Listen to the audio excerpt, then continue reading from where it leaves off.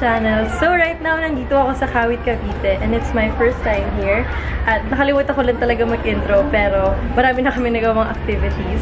Siyempre, una sa lahat gusto ko mag-thank you kay Mayor Angelo Emilio Aguinaldo for making this happen, for inviting us. So, ayun, start na tayo sa video. Hi guys! So, nandito kami ngayon sa Hidden Tapsihan. Magbe-breakfast muna kami dahil yung passport ko sa akin. Ito daw ang Hidden Tapsihan. Super famous dito sa Kawit, Cavite. You should guys, Meredista!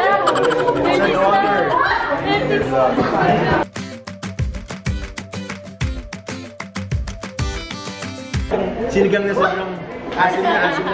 Tapos pag maasim na, dagdagan pa. Ayan. So, ibig sabihin gutom ka rin. Super! Hi guys! Hi guys! Nandito na kami sa Baldomero's Shrine. Magandang ventilation sa loob ng bahay since wala nga po sila mga fans during rent time. So bago pa po nauso ang mga dekoryente natin ngayon, ito na po ang ginagamit nila. So magpapabaga lang sila ng uling, ilalagay nila dito, ipapasok sa loob, and then yun na, magpa-plancha na sila. Itong prinsa po, may iba't ibang sukat yan. Either pang kwelyo lang, maliit, pang manggas lang. Pero yung mga ganito kalalaki, pwede yan sa mga kumot. Okay, so ito po ay ice box. 250!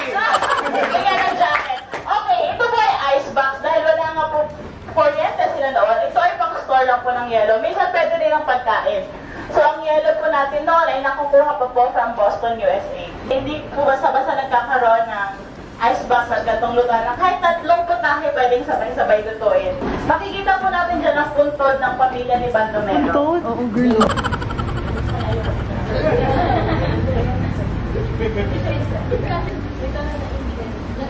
Mimi, ano ba pinagagawa mo?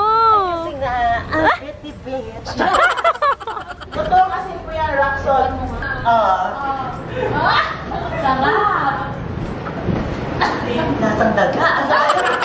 Parang nasang dumi ng daga. Okay guys, so nandito ako sa Baldomero Shrine at nandito ako sa may bangka. Pagmamayari siya ni Baldomero Aguinaldo. So pinsa siya ni Emilio Aguinaldo, ang ating first president of the Philippines. Katabi ko yung mga isda.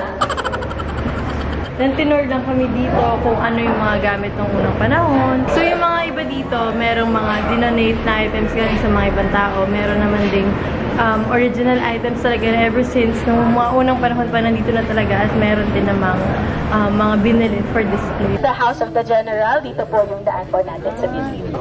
Papa po niyan, sa may bandang San Jose, Noveleta, Cavite. So naniniwala tayo that your these or the amulet can actually protect us from anything. Hoy! Diba? Tapos tatago mo yun sa bag mo. Paano kaya kung ganito ang susi ng bahay mo? Gano'ng kalaki ang pinto? Grabe guys, ang laki pala ng bahay ni Emilio Aguinaldo. Quiz kami mamaya. Oo nga, hindi ako narinig. Aguinaldo, she is child number 2 for Aguinaldo. She was the last feels. Carmen. Dito kami sa balcony of sinners. The number 1 sinner. This is my place. letters were normally curtain. Ang dulas. Sila nagkakaligawan. Parang ice skating. Hindi naman daw po sa kasal, lanay. Ay, dito daw nagliligawan. Ng mga maka. Gusto kitang isayaw ng mabagal. Ala, nakapal! Different parts of the Ito din pala yung part. Biglang ano ba dyan si ate? So dito yung part na nagliligawan daw yung mga tao. So maganda sa kasal. Na nauwi din sa kasal. So wait mo lang, may malay mo may manligaw sa'yo dito. Dito ka lang. Dito ka lang. Bibili nila po yung mga salamin abroad. You don't buy them locally. Okay guys, isa doon sa pinaka-interesting na nakita ko. Parang bomb shelter nila. Of course, hindi pwede pumasok. So dyan sila nagtatago kapag may war na nagaganap. Tingnan mo yung bowling nila. Sobrang haba. Alam mo, sobrang bulok ko mag-bowling. Kaya feeling ko kapag ako'y naglaro dito, hanggang dyan lang talaga sa gitna. Baka hindi pa umabot ng gitna yung ball. Wala ko mag-isip.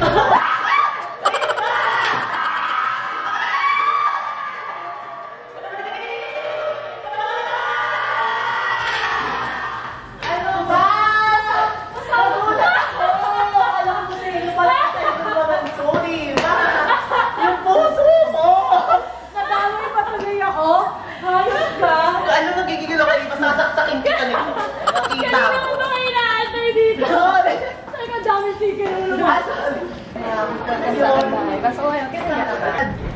Excuse me, bawal po trespassing. Ay, ayan kasi. O, yan kapal na mukha mo. Nirenta ko to riba.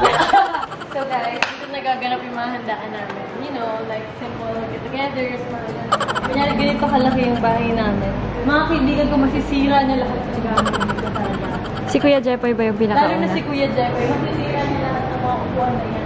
Sa bahay namin, bawal yung mga gamit. Pero lalo pa pag may mga aso, naku. Pwede kami ko malaking bahay. Ito yung mga ganda dito. Pwede ka magtago ng mga ibang gamit. Noong unang panahon, mga baril, mga papeles, mga alahas. Power. Andiyan nilalagay yung mga nakalagay sa ice cream, tapos bangus yung laman. Ito. Oo, pindutin mo, Tapos ganon. para ba't wala nang ganito ngayon? So, para daw ma-adjust yung mga heat nila, di ba sabi kasi, di ganun lang. Dito, babawasan mo bawat circle. Siyempre, hindi mo kakamayin, may tong gano'n. Just bawat circle, babawas. Depende kung gano'ng kalakas or gano'ng kahina yung gusto mo. Nakikinig ako, perfect recitation. Tapos dito naman, pwede sila mag-bake.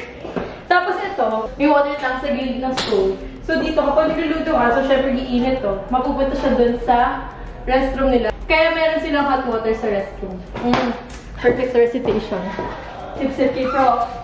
Makikita nyo yung indoor swimming pool nila. Pero kasi walang drainage yung indoor swimming pool nila. Kasi, mano-mano yung paglilinis ng pool. So syempre, di nyo na masyado makikita. Ito na siya. Ayan na yung pool nila before. And then, dito na nakalibing si Emilio Aguinaldo. Ito pa pala, si Emilio Aguinaldo nagtanim na to. So, isa to sa pinakamatandang tree. Oh my gosh, naninibago ako. Sobrang informative naman ang vlog. Grabe naman po.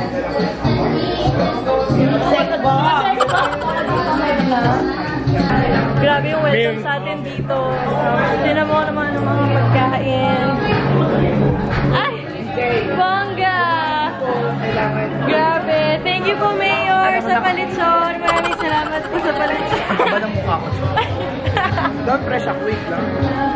Guys, ang dami pagkain. Nakakatuwa. Hello.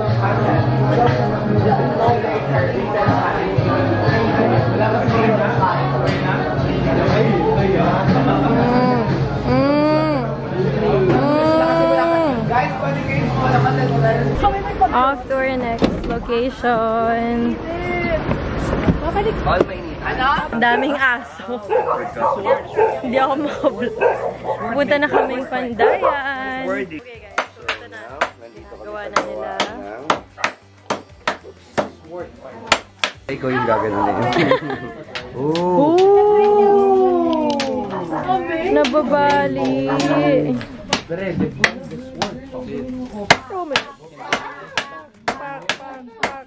Ay, ito pala may mas maliit. Ayan, sweet lang, sweet lang. Sweet lang dapat. Sweet lang. Uy, yung kamay mo ah. Sa gitna.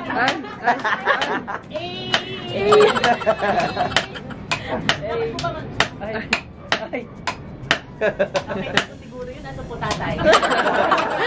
Okay guys, done na kami sa Pandayan. Wait lang. Ang gulo na ng buhok.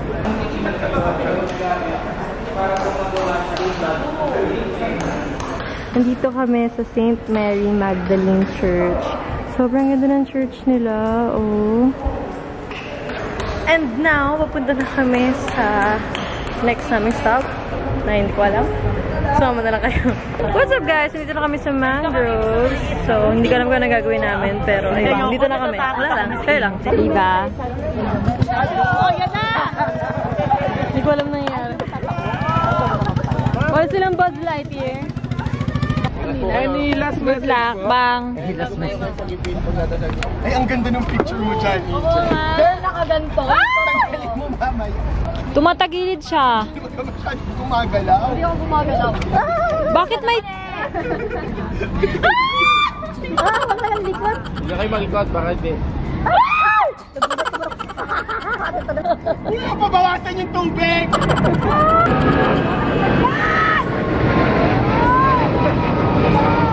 Ang saya dito sa kawin, tara sa kawin!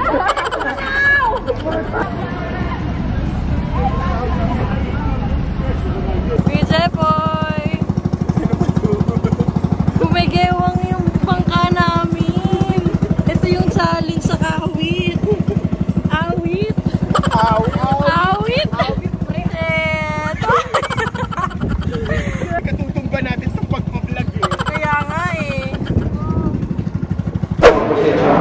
knowledge mo. Ay, okay lang ba?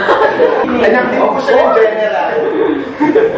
Hi guys! So today I'm with Mayor Angelo Emilio Aguinaldo.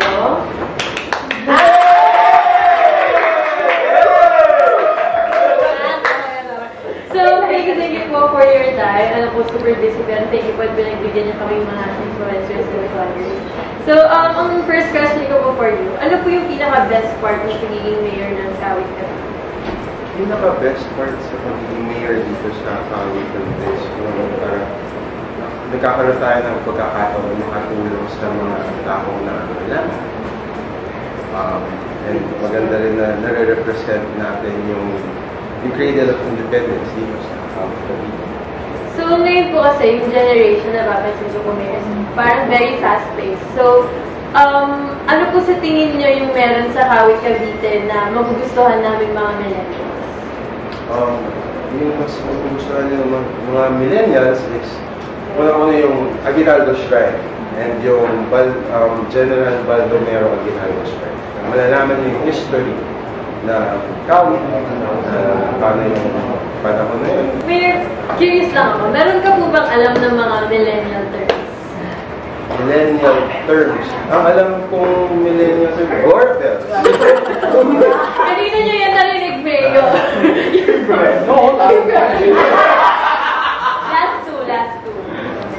Last two, go Mary. Ano ba yung tinutulong mo kay Mary? Okay na yung sa word na yun. Go lang.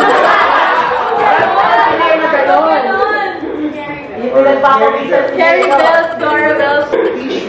Tissue? Ano yung tissue? Tissue daw. Ano yung tissue? Ang tissue? Maganda. Maganda. Maganda. Ngayon mo lang nalaman yun. Ano yung Tissue, maganda or pogi. Tissue. Ay, pinatutunan tayo from Mayor. Or meron din, kapag may edad na Wrangler. Pag bata ka, Levi's. Kung kanina po kayo sumasama. Oo nga.